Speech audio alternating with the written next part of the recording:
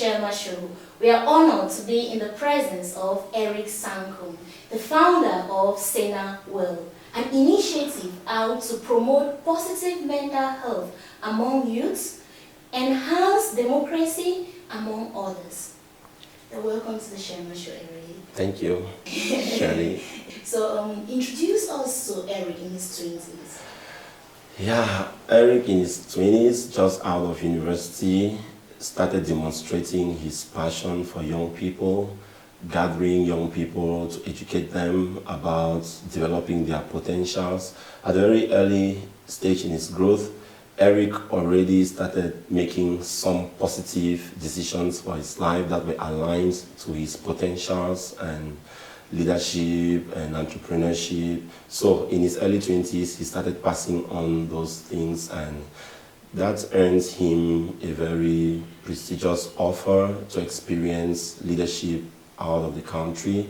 And upon return, still in his 20s, he registered his NGO with the government and started more officially mentoring young people under the umbrella Sena World.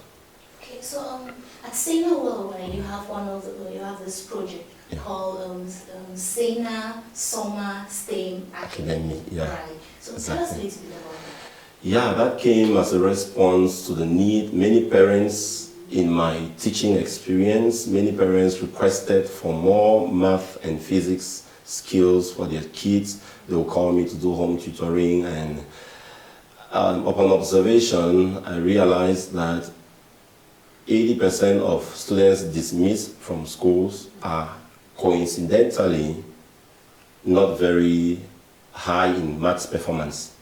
So there was a need to promote the STEM subjects: science, technology, engineering, and mathematics. And in that, not just doing the science, the technology, engineering, and math, but also promoting leadership, entrepreneurship, and overall excellence. So that's what the academy, that's where the academics sprang from, and we run it in the summer, just with the context of the pandemic that we've slowed down a little bit, but we still have seasons where we call people around and do the STEM programs and the entrepreneurship and leadership. So it's about promoting a kind of holistic development using the STEM subjects, and our target population are students. So why do you think that we should use maybe just this, why do you focus more on science, technology, engineering, and mathematics? Why not things like maybe literature or geology and others? Yeah, it's not to downplay on other subjects. All the subjects are very important. Literature is very important. English is important. Geography, very important. But with the way the world is going, first of all, many things are technologically based, and the future jobs are more in science and technology. So, and that said, coming from my NGO perspective, where I promote positive behaviors in my activities, I observed that negative behaviors were a little bit associated with low grades in maths. It was difficult for me to find a high-scoring student in math and physics who is dismissed from the school. If you find one who fought or who stabbed and is dismissed, you check their report cards, there is a low grade in maths, coincidentally. Yes, more studies are going on to find out that correlation, but that's why I thought of promoting the STEM subjects, not neglecting. We communicate in English and we have to speak good English, so we don't neglect the other subjects, but we use the STEM subjects because of that finding. So one of the objectives of this project, as you rightly mentioned, is to reduce juvenile delinquency. Yes, exactly. Right? And you also focus on positive mental health. Exactly. So why the emphasis on positive mental health? Yeah, because mental health by the World Health Organization is not just the absence of a mental disorder. Mental health is a condition where an individual is able to cope with the stresses of life. With positive mental health, even if there is COVID or no COVID, there is a family setting that is hostile or friendly, whatever situation you find yourself in, a mentally healthy individual will thrive. because you have resilience, you have energy, you will be able to bounce back. So we want to promote that in young people, because most often they find themselves in situations and their reason is that no one was there for me, I have this family disappointment, I have it. So giving people not just physical health, but making sure our minds are healthy. I think it's important for young people, so when they get through the stage of adolescence or juvenile delinquency temptations, they will quickly overcome and quickly realize themselves and stay focused in achieving their goals in life. So going through some of the articles that you've written online, right, there's one that actually touched me, right, because I found myself in some circumstances where that actually played itself out. So one of them was, it's actually a question that we're posing, and I just want you to maybe deliberate on this. Did you know the people that are strongest are usually the most sensitive? So I'll tell you why I actually thought this, because I've been in rooms where when people get emotional or sensitive, it's kind of criticized. Yeah. So please, can you yes, from my leadership training too, I got to learn that a leader shouldn't cry, a leader should be there to hold on, and I have practiced that. Yes, there is a kind of ethic that prevents you from demonstrating or letting flow your emotions. Yeah, while that holds for the sake of the ethics of the profession, but in real life, I think people will criticize almost everything. Even if you do nothing, you'll be criticized for doing nothing. If you cry, you'll be criticized for crying. If you laugh, you'll be criticized for laughing.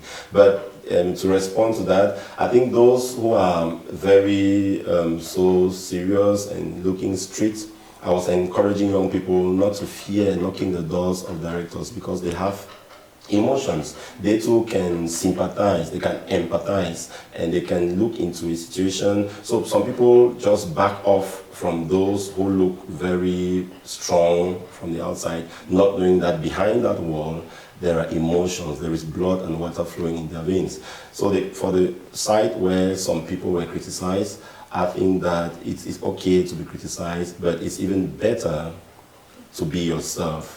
Yes, it's better to let flow your emotions. I have examples of a young girl who won an award from her story and her emotions she let out where they were in phase. It was good, it was okay for her to cry, and she did cry. And I'm sure that contributed to her winning the prize, because she was herself. But if you want to put on a kind of leadership face, and when you're supposed to cry, you're laughing, there's a mixture.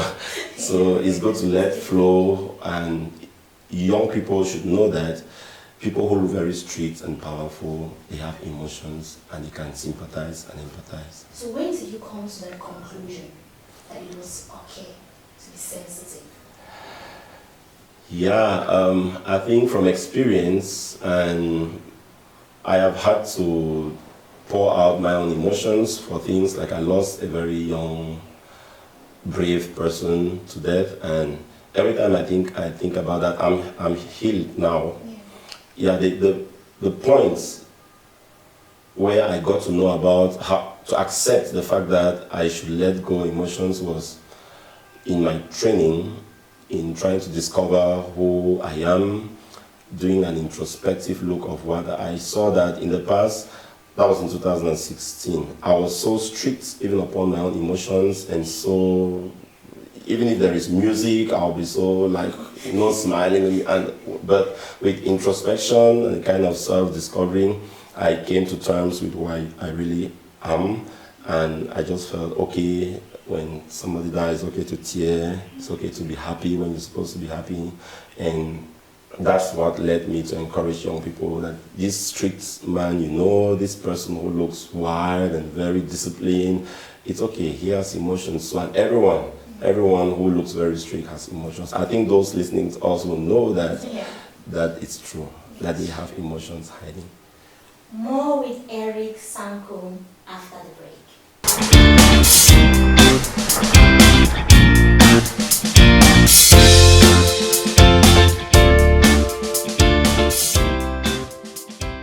If you're just joining us on the Shelma Show today, we are here with Eric Sankum. So, Eric, tell me a little bit about where you get funds to finance all your activities, because they're quite a lot, and I believe they need money, right? Yes. Yeah. I get funds from friends. God has blessed me to have destiny helpers, those who understand my vision. Some people ask me what I need in the form of a blank check, and I write what I need, and it's provided by grace. So I am glad and I'm privileged. It's not much as to compare with those who have mansions and millions, but it's enough to carry out the activities I carry out. And my personal funds, I am able to do multiple jobs and able to share what I have with those who are in need of. So some people have the conception that most NGOs get funds from donors but don't end up doing what maybe the donors expect them to do. What's your take on that? Yeah, without refuting their or trying to play light on their experiences, I'm sure anyone who makes that kind of statement should have an experience about something. Yeah, with due respect for their emotions and experience, I think otherwise from my experience. Okay. From my own view, I think social entrepreneurs, those who aim at the social mission as a passion, as a vocation, they end up executing what they promise to do. You could have one or two obstacles on the way, which hurts even the project manager who has not been able to deliver something, but it's never an intention to not to deliver the goods for those who get into social entrepreneurship or NGO stuff as a vocation, as having a burden for those who are in need of their services. So while some people have the right to their opinions, I think that in my experience and activities, it's not true. And I have a good number of friends. Integrity, it's something that we cannot regain once it's lost. So we don't joke having integrity in the face of the donors and the recipients. You request for this, when it's given, you deliver. If you don't do that with time, you lose integrity, and when you lose trust, it's difficult to rebuild it in an infinite time. So we are very conscious of that, and my friends and those I interact with, I'm sure are very conscious of that, and we haven't disappointed our partners. You have beliefs, okay? I got to read some, right? So, and one of them is negative self-talk drains your energy. Yeah. So tell us a little bit about that. Yeah, many Africans, young people, from my experience, get to be so negative about themselves, and the quick observation or our request you make is to be in a crowd of young people who didn't come for a program, who are not yet excited about your programs. Just ask them to talk, and you see the inertia, you see the silence, you see a kind of guilt, a kind of shame, maybe because from childhood we are insulted at, or we have carried a negative self-image of ourselves. I have had some young people say, I'm good for nothing. The best thing they can say about themselves is negative, which drains their creative energies. And so we train people to have a balance, to be able to have energy that can help them be productive in their domain of giftedness. So, but the negative self-talk really drains out that positive energy. And everyone has a potential that can be used to make a difference.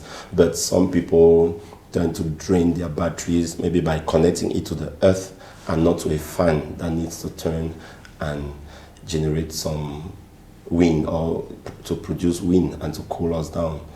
So we need to build our positive self-talk rather than negative self-talk. So one of the advices you gave is learn to keep your heart open and love yourself unconditionally. Yeah. Okay. Yeah. So now my question is, how do you get to love yourself unconditionally without feeling guilty? Yeah, that's true. Yeah, good question. Yeah, when you love yourself, somebody may feel that you're supposed to love them more, but we know the advice that goes, love your neighbor as yourself.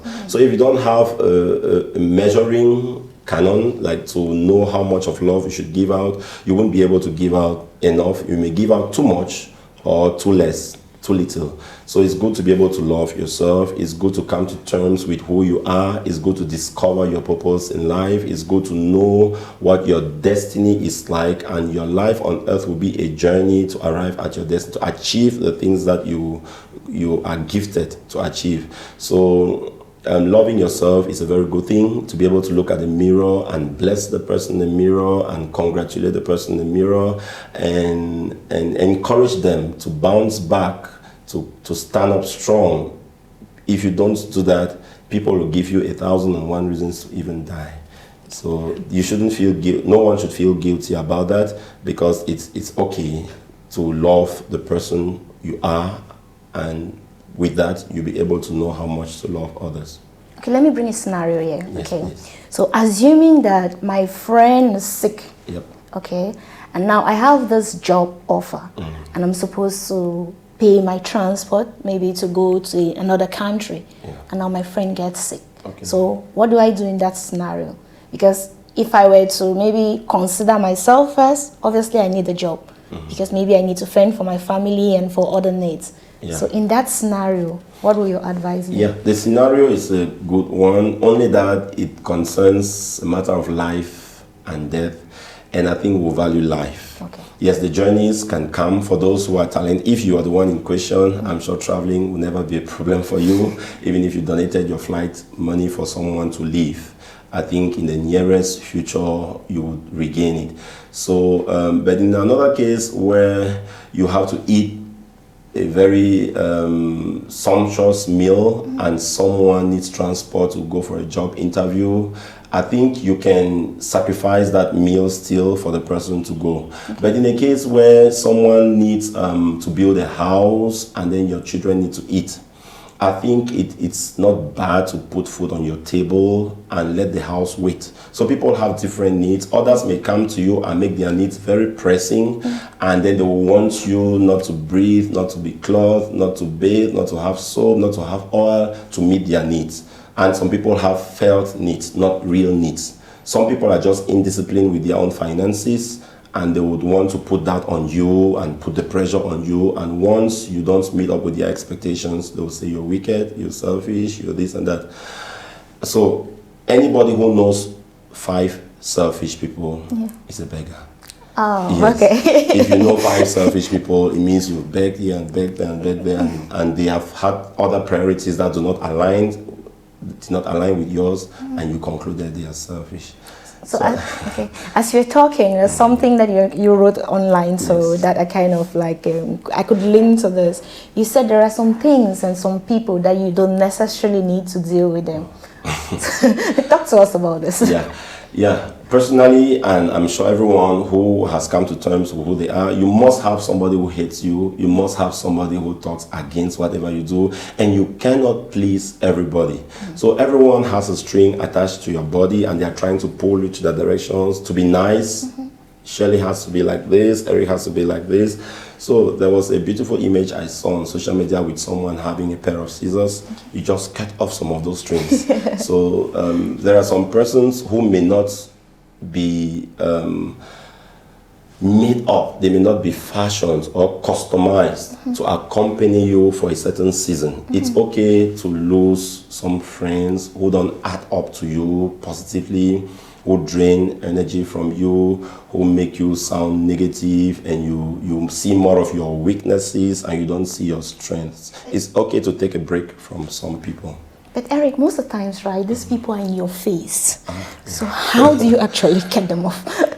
Yeah, really. Yeah, they could be in your face, in your family, at your job site. They could be colleagues, they could be close friends, but you can take a retreat. Getting off is not like you have to go out of this world. Getting off is like, where do we often meet? Where does that negative energy always come to hamper my positivity, and how do I avoid this? You take a retreat, you take a break, you don't flow as you often used to be with them. You just take a break, and I'm sure with time they will realize. And if your direction becomes clear that you are not really into what they want you to be. You are not in the self-pity they want you to be in. I think some things will take their positions and they themselves may leave from your face and you have a clearer view of the future. Okay, good then. Move forward. So I want to ask you this question now for you to respond as a pastor. Is that okay? That's okay. All right. So some people believe that Christianity actually hinders progress in certain communities. What are your thoughts about this? Yeah, we are currently, as a church, promoting Christian excellence, and I'm writing a daily devotional. I think we're on day 56 out of 365 for this year. We want to promote Christian excellence. I have also personally observed that some Christians are lazy at their works, they are fired from their job sites, they are not due for promotion, they are not competent. That's one side of the story. But we also have other Christians who are very hardworking, like Daniel in Babylon, like Joseph in Egypt, like Esther in Persia. So there are individuals who are very hardworking and they bring in their beliefs, their work into their job. A secular job, it's okay to have. Like I teach in an international school and a government school as part-timer, and I bring in my vocation as a teacher. I have the grace to be able to teach, but I should be early for work. I should turn in reports. I'm sure if my boss hears what I'm saying, he'll be okay, he'll be comfortable. I should turn in marks when I'm supposed to. But it's true and sadly true that there are other brothers and sisters who are not doing what they are supposed to do, with whom they are supposed to be, they are elsewhere. That is sad, but I think they need the discipleship that we are called to do, to be trained. That's why we run some of these programs, to be able to mentor people who have a certain calling. To be a Christian is a higher calling, and we should be more excellent in the community. But it's sad that some people are maybe praying when they're supposed to be studying. We need to pray at every time. But I mean, like the programs which are really, you have to be in school and you are out of school because of this or that. You need to be at work but you are late for work because of this or that. It doesn't make us a Daniel in our time. It doesn't make us a Joseph in our time. It doesn't make us an Esther in our time. So I think that observation is right on one side. But we shouldn't close our eyes on those who are behaving the way Christians do. So which of them are the Christians? Oh, okay. Thank you so much. So more with Eric after the break.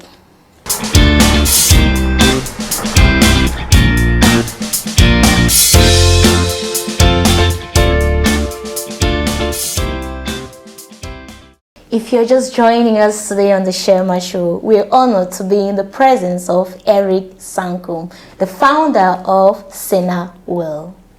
So Eric, what do you do during your free time? Given that you have a lot of things that you do, you're a pastor, you're a teacher, you own an NGO. Do you even have a free time? That's the question I'm trying to answer. So, but I still have time to play with my kids and those who live with me, the IDPs or those who visit around. So I have a special affinity for family. Okay. So in my free time, I should hang around with family. Okay. Yes, I should take my mom out, I should be with the kids, I visit the Douala grandma. Yeah, and I watch action movies too. Okay. So you told me that the reason for your teaching was because you wanted to be able to have that platform where you could talk to young people, right? Yes, so what are some advices that maybe you can give to young people? Yeah, teaching indeed is an access to, it's a platform for me to minister, to impact the young lives and to be a contribution to their overall success. So an advice for young people, in schools, we don't learn much about leadership. We don't learn more about entrepreneurship. And young people in the economic capital, they turn to study the physics and maths and even citizenship and logic and nothing of leadership nor entrepreneurship. So I think young people should be able to take on these things that are promoted even by the Shelma Show and by other organizations, should take them seriously and always attend. It may call for a sacrifice to pay a registration fee, but at the end it pays off. It helps you complement your studies. And that's why some persons who fail even in academics, they turn up. I'm not promoting mediocrity, I'm promoting excellence. But some people who've experienced failure in academics, they tend to think about these other things more. How can I lead myself to bounce back? How can I make money? While others go to school and don't know what money is, don't know how to sell goods or services to have money. And when they graduate, A-grade students are known to work for C-grade students. Yeah. So people should be conscious of that while studying, and to be able to create the balance, to strike the balance, and not just studying the arts, the science, the rocket sciences, and forgetting about leadership and entrepreneurship. Oh, thank you so much, Eric. It's my pleasure. So, Eric, let's have some fun. Okay, so this is how we do this. We ask you to maybe pick a question, read it out, and answer. Okay. Let me get this one. Yes. What are some of the most common misconceptions about in general, in life, in the world? Misconceptions. Well, I should know misconceptions, but I have learned how to work on positives. But I know some people, like not being able to love yourself, not being able to stand for someone, to empathize for someone. Some people have thought that it's okay to love others more than yourself. It's okay to be altruistic to your own expense. Some people have thought that you should take your salary and share around the world, and then miraculously something will happen. Some people have thought that God will bless you even when you sleep on your bed for 24 hours. So there are many of such misconceptions, but I've been too busy recently building on the positives, building on strengths, building on what works. So that's why I certainly had a few seconds to reflect about misconceptions. Wow. That's a beautiful one, though. Another one? What personality trait has gotten you the most into trouble? I think from the personality disorder theory in psychology, in clinical psychology, I have assessed myself and I saw that it's a very big name. I'm not saying I'm a patient, for those who understand that. Being obsessive compulsive and being narcissistic. Yeah, those kind of personality traits where you're commanding, you're domineering. That was who I was before my training, my pastoral training, which helped me so much. You don't empathize very much. You tend to protect your emotions by being maybe not having feelings for others. You correct people so that kind of personality which I had got me into some troubles. Kind of tense relationships, interpersonal relationships wouldn't flow well at the time. But some people still saw beyond that. And right now, without that kind of personality, with the adjustments and the consciousness, I can talk about it in a healthy way because I've come to terms with who I am.